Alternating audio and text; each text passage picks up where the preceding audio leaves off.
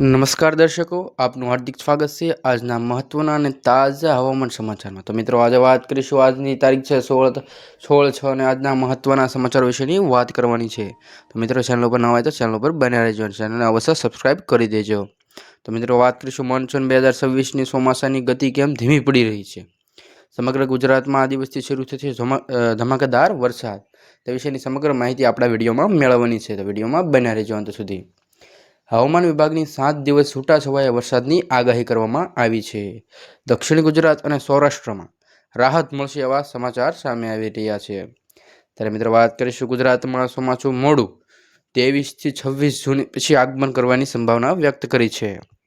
આ સાથે મિત્રો, વાત કરીશું આગામી 7 દિવસ સુધી પ્રી મોન્સૂન વરસાદ, ગરમીમાં આંશિક રાહત, દક્ષિણ ગુજરાત સૌરાષ્ટ્રમાં વરસાદ, ઉત્તર ગુજરાત સૂકું રહેશે। તેમજ મિત્રો, વાત કરીશું મહત્વના સમાચારો અને અંબાલાલ પટેલ દ્વારા પણ મહત્વની આગાહી વ્યક્ત કરવામાં આવી છે।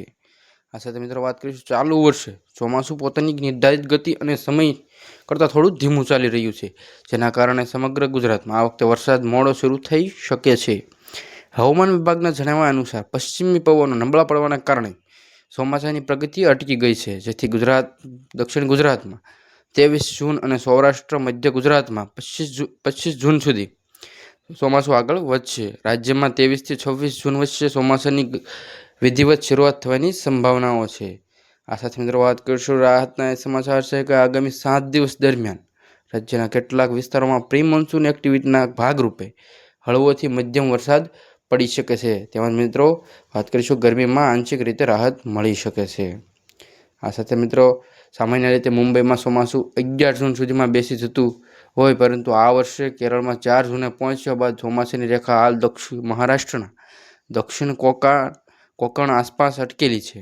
હવામાન વિભાગના અહેવાલો અનુસાર 18 થી 19 જૂન આસપાસ પવનો મજબૂત થતાં મુંબઈમાં ચોમાસાની સત્તાવાર રીતે એન્ટ્રી થઈ શકે છે। આ સાથે મિત્રો, વાત કરીશું મહત્વના તાજા સમાચારમાં હાલમાં નૈઋત્યનું ચોમાસું સૌરાષ્ટ્ર, મહારાષ્ટ્ર, કર્ણાટક અને તેલંગાણાના બાકીના ભાગો તરફ આગળ વધવા માટે સાનુકૂળ સ્થિતિ જણાવે છે। આ સાથે મિત્રો, વાત કરીશું ગુજરાતમાં આગામી 7 દિવસ કેવું રહેશે હવામાન। તો મિત્રો, વાત કરીશું હવામાન વિભાગના ડાયરેક્ટર ડૉક્ટર S.A. દાસના જણાવ્યા અનુસાર આગામી 7 દિવસ દરમિયાન રાજ્યમાં તાપમાનમાં કોઈ મોટો ફેરફાર થવાની શક્યતાઓ દર્શાવવામાં આવી નથી। તેની સાથે છેલ્લા 24 કલાકમાં ભાવનગરમાં સૌથી વધુ 41.4 સેલ્સિયસ તાપમાન નોંધાયું છે। અમદાવાદમાં આગામી દિવસોમાં વાદળછાયું વાતાવરણ રહેવાની શક્યતાઓ છે। હવામાન વિભાગે આગામી દિવસો માટે વિગતવાર પ્રમાણે માહિતી વ્યક્ત કરી છે। 15 જૂનથી 17 જૂન દરમિયાન ગુજરાતના ડાંગ, સુરત, તાપી, નવસારી, વલસાડ તેમજ દમણ અને દાદરાનગર હવેલીમાં છૂટાછવાયા સ્થળોએ ગાજવીજ સાથે હળવોથી મધ્યમ વરસાદ પડી શકે છે। જ્યારે ઉત્તર અને સૌરાષ્ટ્ર કચ્છમાં હવામાન સંપૂર્ણ સૂકું રહેશે। 18 થી 19 જૂન વરસાદનો વ્યાપ વધશે તેવી સંભાવનાઓ દર્શાવવામાં આવી છે। આ સાથે મિત્રો, ચેનલ ઉપર નવા હોય તો ચેનલને અવશ્ય સબસ્ક્રાઇબ કરી દેજો। તેમજ મિત્રો, આવા ખેડૂતલક્ષી મહત્વના સમાચારો માટે ચેનલને સબસ્ક્રાઇબ કરી દેજો। તેમજ મિત્રો, બેલ આઇકોનને પ્રેસ કરી દેજો। નમસ્કાર, મળશું આવતા નવા વિડીયો।